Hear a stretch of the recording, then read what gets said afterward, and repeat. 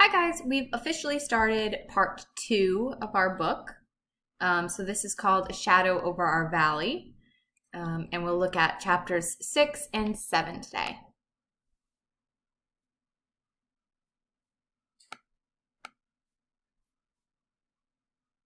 Chapter 6, Radio Mullah.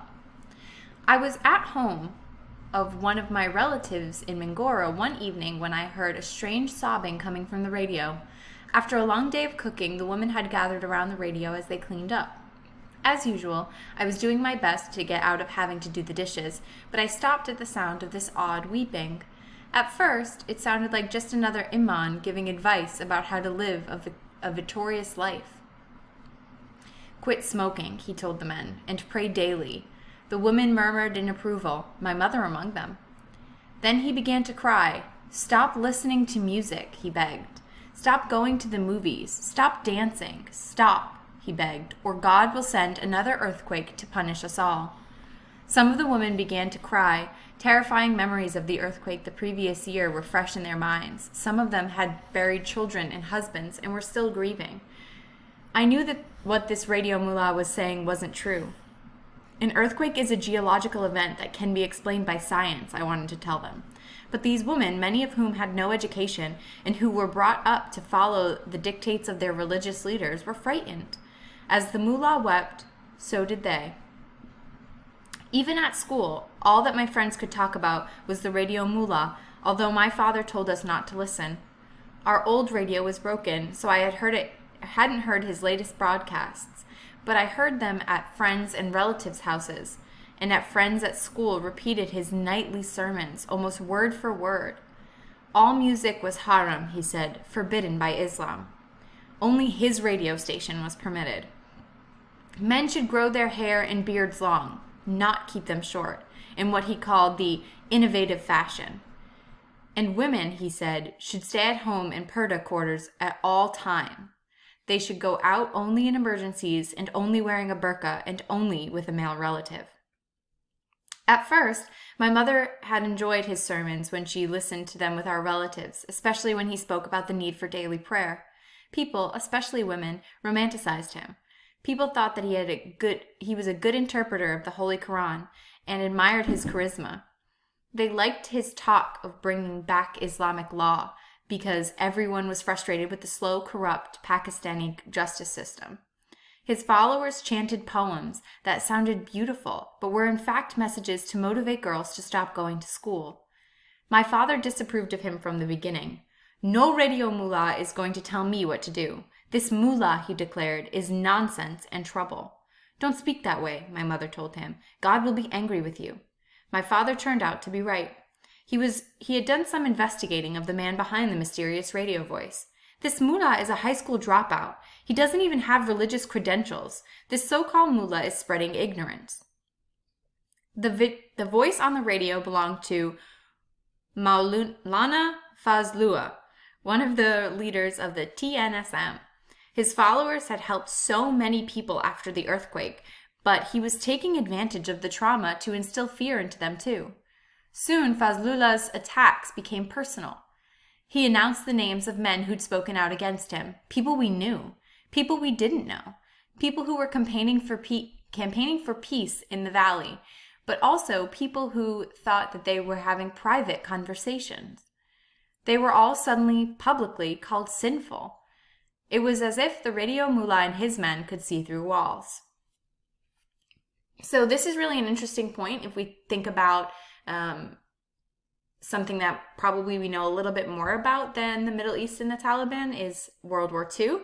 If you consider the fact that when Hitler came to power, he did a very similar thing. There was no radio, no television. The only thing you could listen to was the Nazi radio. And this is a way of limiting people's ability to get information. So they only have information from one source. This is really bad. And one of the great things about our country is that we don't allow to censor press. And the reason for that is because it's fair to have everybody say their piece, basically. So the problem with some of these countries that have dictators and leaders are they're causing people to get information from only one place, which really limits them to know what's right, what's wrong. If these people are lying, they have no way to know that. So, and then to publicly call out people who are campaigning against them is really not the best situation. So this is clearly a very high tension situation from the start with this guy. Now that I was getting older, it wasn't so easy to sit in on the men's discussions without being noticed. So I would offer to serve them tea, if only so I could hear what matters they were discussing. In those days, there were only two topics for conversation: the Radio Mullah and the fighting just across the border in Afghanistan. I was 4 years old when the 9/11 attacks took place, but I'd grown up hearing the name Osama bin Laden. In our country, everyone knows that 9/11 and Osama bin Laden. It was said that he'd planned those attacks not far away in Afghanistan, and for the past several years, the United States and its allies had been fighting a war to find him and to defeat Al-Qaeda and the Taliban government in Afghanistan, which was protecting him. The Taliban. As soon as I would hear that word, my ears would perk up. I'd think back to the conversation I'd had with my father when we were in Shangla. The Taliban seemed like something far away then, something bad in a distant place. Many of my father's friends believed that despite how popular Fazlullah was becoming and his association with the Taliban in Pakistan, that we're still too far away to be concerned. But he warned them that there would come a day when the Taliban would reach our valley. They are already in the tribal belt, he said. They are coming nearer, and then he would quote a proverb, "Coming events cast their shadows before." Fazlullah moved slowly at first, but in the 2 years that followed that earthquake, he cast a long shadow indeed. I was growing up, and for the first time it occurred to me that our world was changing before my eyes, and not for the better. When I went to bed each night, I had a talk with God. "Please, God, tell me what I can do. I'm a small girl, but maybe you have a small job for me?" I woke up one day with a plan. I would ignore all this Fazlullah gossip when I got to school. My friends and I would be talking about Bella and Edward or Fruity from the Indian TV show Sonpari. If these topics were off limits for the time being, we could talk about cricket or annoying little brothers or 100 other things. But when I arrived at school, my friends were all huddled in the corner talking about the latest sermon. The night before, Fazlullah had announced that the school for girls were haram. This man had just declared our peaceful sanctuary forbidden by the Holy Quran. He was only on the radio then. What we didn't know was that he would go much further in his campaign against girls' schools in the days ahead. Chapter 7. The Taliban in Swat. The Radio Mullah continued his campaign against anything he deemed un-Islamic and Western. People listened to his broadcasts regularly, many to hear him announce names and make sure theirs weren't on the list. Through his illegal radio broadcasts, he encouraged parents to refuse polio vaccinations for their children. He claimed that this medical aid was not meant to help. He said it was a ploy by Western countries to harm Muslim children. But he wasn't just interfering with healthcare and speaking out against girls' schools. He was also threatening barbers who offered so-called Western haircuts and destroying music stores. He persuaded people to donate their jewelry and money, and he used the funds to make bombs and train militants. We had seen Fazlullah's followers with their long hair and beards dressed in black turbans and white shalmar kameez in the small towns on the way to visit our family in the mountains.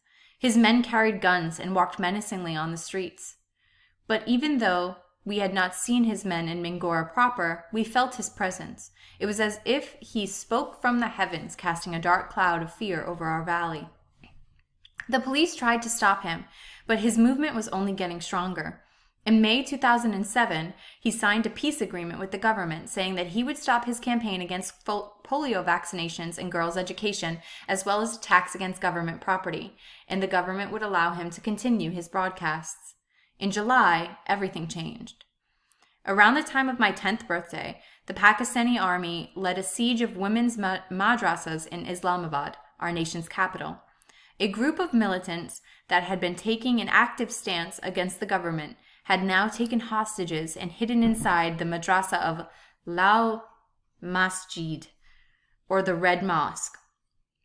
After the army's attack, which lasted 4 days and ended in many deaths, Fazlullah made one of his strangest announcements. He declared war on the government and called for people to rise up in violence. The peace treaty he had signed became nothing more than a memory.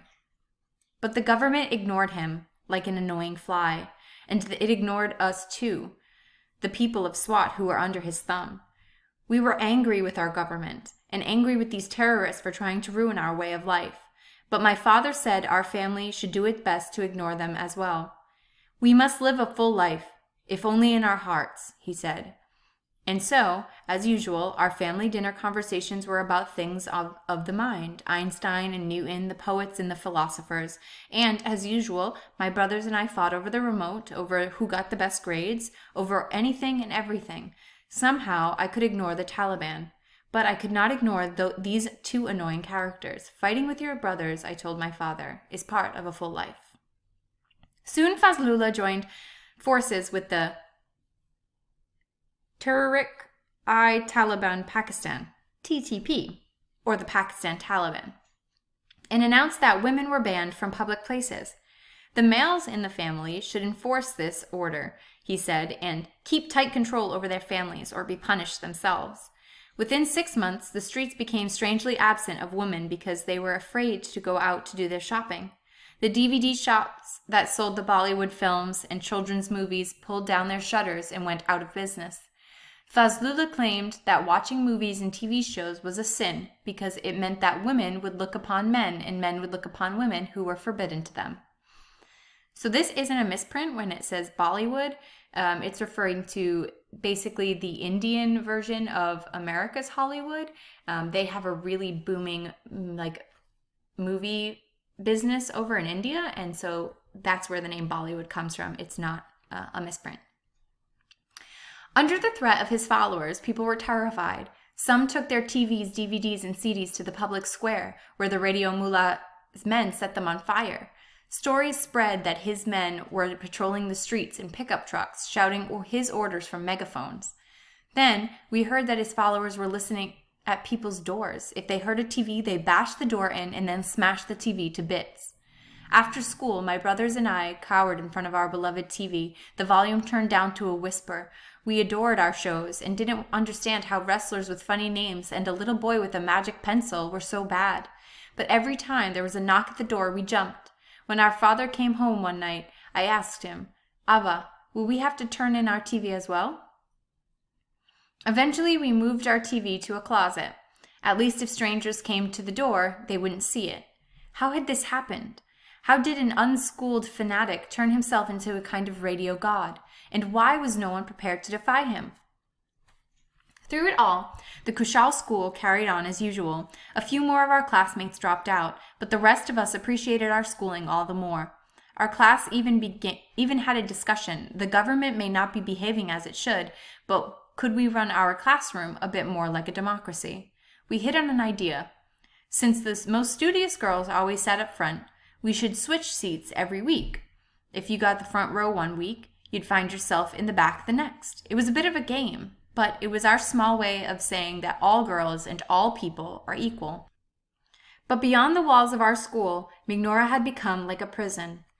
Banners that read "Women Not Allowed" were strung up at the entrance of the market. All music and electronic shops were shut down. Fazlullah even outlawed an old-fashioned children's game called Karam, where we flicked discs across a wooden board. He had started announcing the names of schoolgirls on his radio show. "Miss So-and-so has stopped going to school and will go to heaven," he said, or "Miss So-and-so has left school and I congratulate her parents."